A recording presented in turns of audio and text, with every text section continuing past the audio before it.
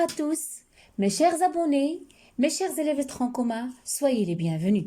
J'espère que vous êtes en bonne et parfaite santé. La capsule d'aujourd'hui, qu'est-ce qu'on va faire? Un exercice d'initiation. Tous ensemble, on va traiter un exercice d'initiation à travers lequel on verra certains mots, certains lexiques qui vont vous aider lors de l'étude du chapitre 1, la sortie écologique. Allez-y, on commence.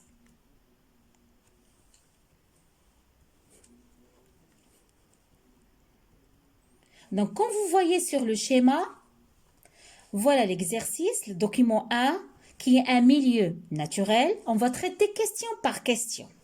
La première question, mes chers élèves, déterminez l'ensemble des êtres vivants végétaux qui vivent dans le milieu. Lorsque je vous parle des êtres vivants végétaux, c'est-à-dire les végétaux, c'est-à-dire les plantes, la réponse est simple, vous le savez déjà. Ce genre d'exercice, vous l'avez déjà fait en première année de collège. Donc, comme vous voyez, quelles sont ces espèces végétaux qui existent dans ce milieu-là? Là, on a un arbre. Là, c'est l'herbe. Ici, on peut trouver des plantes aquatiques, qu'on peut trouver des algues. Donc, c'est ça la réponse de la première question. Les espèces végétaux qui se trouvent, l'arbre, l'herbe, algues, plantes aquatiques.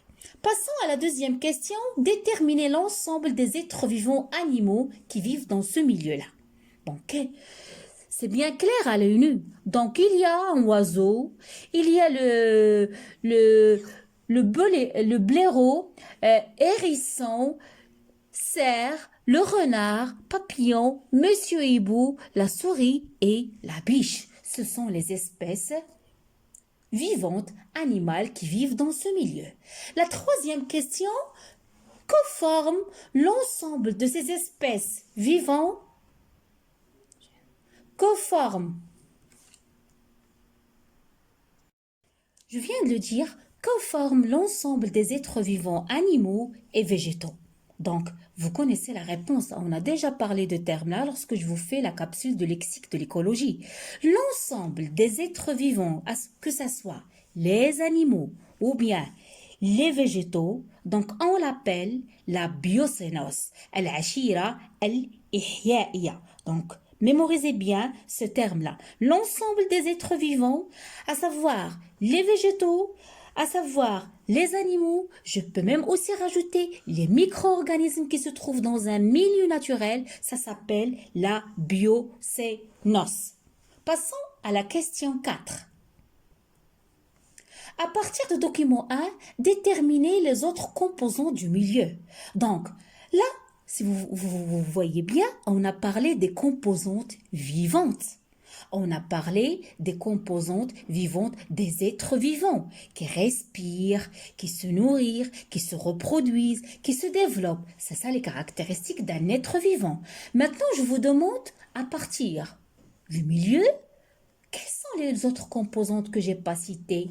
Oui, vous avez raison, il existe d'autres composantes. Ce sont les composantes non vivantes. المكونات الفيزيائية أو المكونات اللا إحيائية.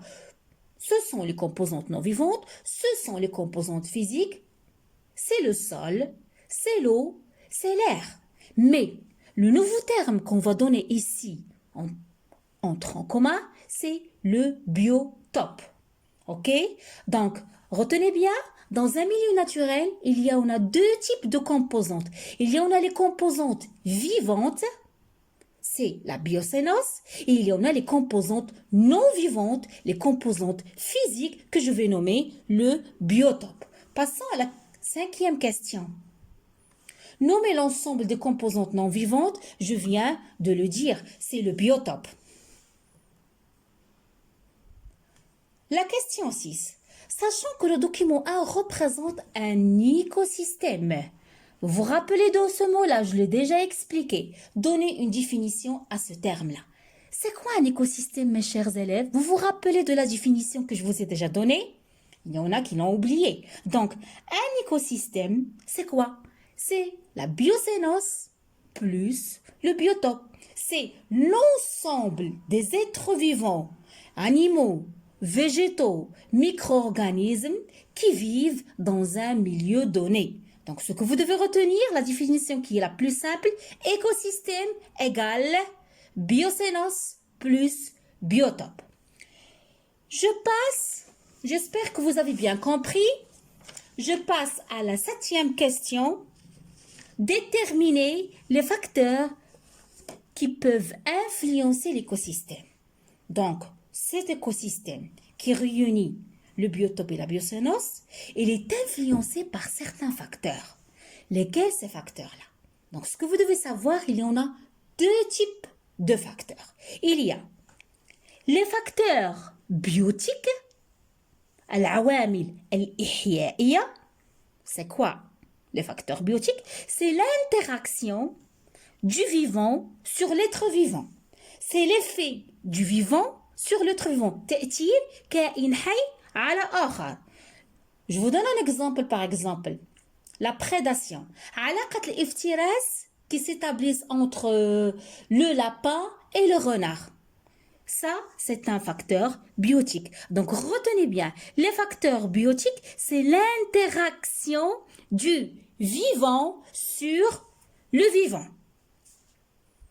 Il y a un autre facteur qui est les facteurs abiotiques. C'est quoi les facteurs abiotiques? C'est l'interaction, retenez, c'est l'interaction du non-vivant sur le vivant. Je vous donne un exemple. Par exemple, où peut-on trouver le palmier dattier? أين نجد النخيل؟ في الصحراء. Pourquoi là-bas? Parce que là-bas, il y en a toutes les conditions climatiques qui vont permettre le développement du palmier dattier. Autre chose, où peut-on trouver l'arganier? On le trouve dans la région de Essaouira. C'est pourquoi? Parce que là-bas, il y a le climat, il y a la température qui est adéquate pour le développement de cet arbre-là. C'est ça ce que j'appelle les facteurs abiotiques. C'est ça ce que j'appelle l'effet du non-vivant sur le vivant. C'est-à-dire, le climat, il a un effet sur la répartition, par exemple, de l'arbre de l'arganier. Donc, j'espère que vous avez bien maîtrisé ces notions de base que je viens de traiter avec vous dans cet exercice. Retenez écosystème, biocénos, biotope, facteur biotique, c'est l'effet du vivant sur le vivant, et facteur abiotique, c'est l'interaction du non-vivant sur le vivant.